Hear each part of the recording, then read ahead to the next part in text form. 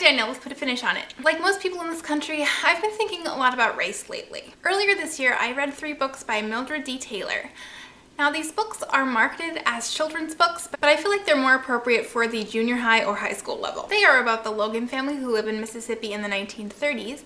The father is a landowning farmer and the mother is a school teacher. Roll of Thunder, Hear My Cry is the Newbery Medal winning first book. While it is an important book and well told, it is not an enjoyable story to read.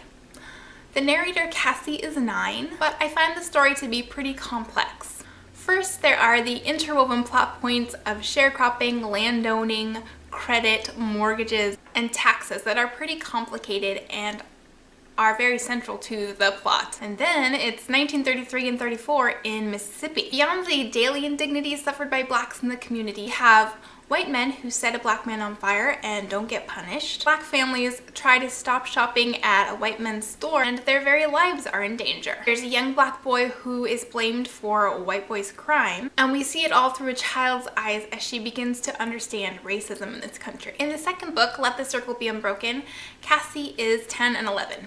And I didn't find this one any easier to read than the first. The novel is long and slow until the last 90 pages.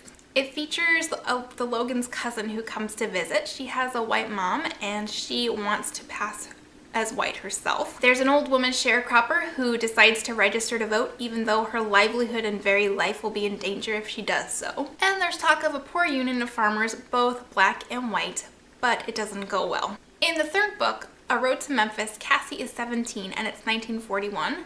She's a senior in high school in Jackson. And again, this book is long and the first quarter of it covers but a single day.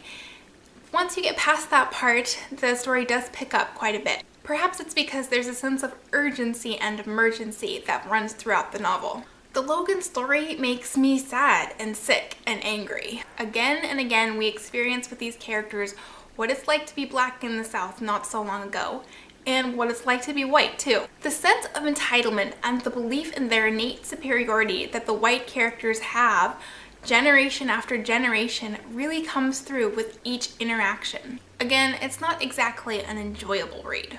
I guess I'm glad I saw Cassie grow up, and with World War II about to break out, I'm glad I don't have to find out what happens to her brothers. If you are looking for young adult novels that address the culture of white privilege and racism in this country, these might be a good place to start. Thanks for watching.